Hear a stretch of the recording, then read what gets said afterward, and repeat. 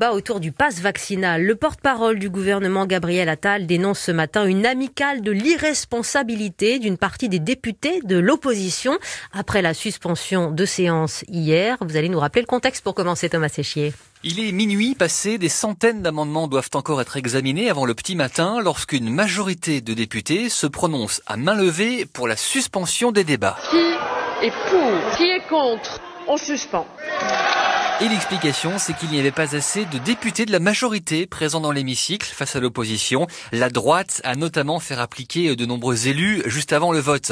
Le gouvernement crie à l'irresponsabilité. L'opposition, elle, salue un camouflet. Elle dénonçait l'examen au pas de charge de ce texte qui prévoit au 15 janvier de transformer le pass sanitaire en pass vaccinal.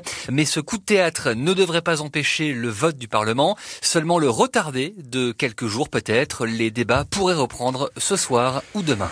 Bonjour Aurore Berger.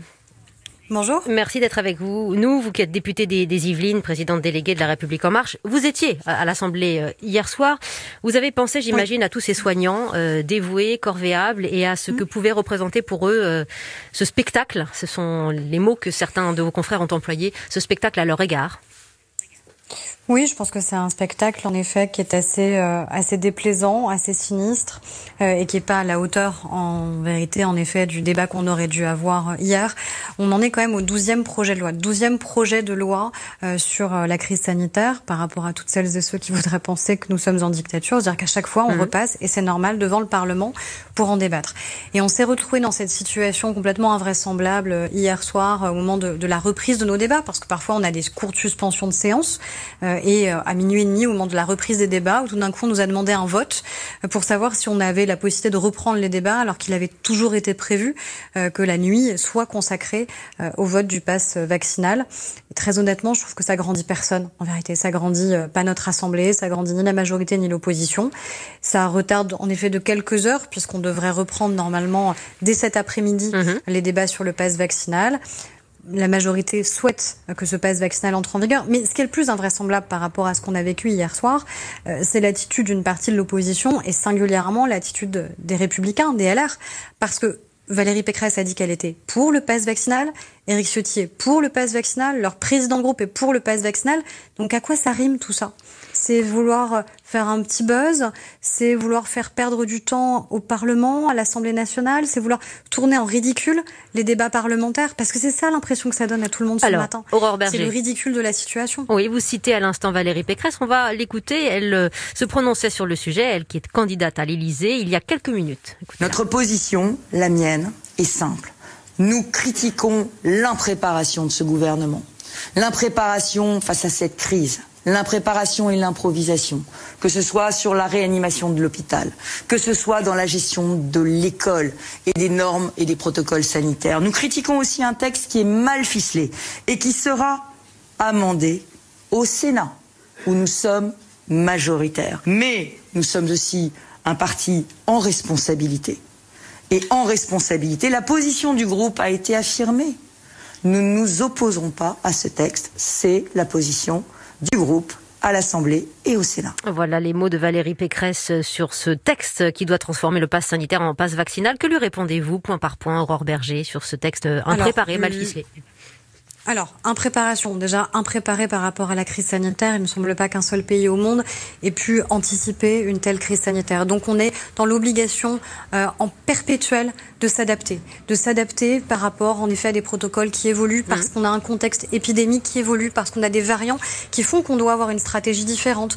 Un variant Delta qui était peu contagieux mais qui était malheureusement extrêmement létal, donc mortel, face à un variant Omicron qui lui est beaucoup plus contagieux mais qui est moins létal. Donc oui, on n'a pas les mêmes protocoles d'isolement. Quand on n'est qu'à contact aujourd'hui, on n'aura pas l'obligation d'être isolé pendant une semaine, 10 jours ou 17 jours. Si on a été vacciné, on s'adapte.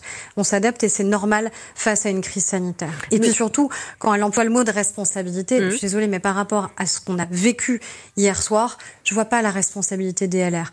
Et par rapport à ce qu'elle dit en disant que leur position de groupe est claire, elle ne l'est absolument pas. Quand ils ont eu l'occasion de s'exprimer hier par un vote, non pas un vote pour savoir si on avait le droit de voter, mais un vote sur le fond du texte, sur est-ce que oui ou non ils étaient pour, ils ont voté contre le pass vaccinal. Ils ont voté contre de manière très clair.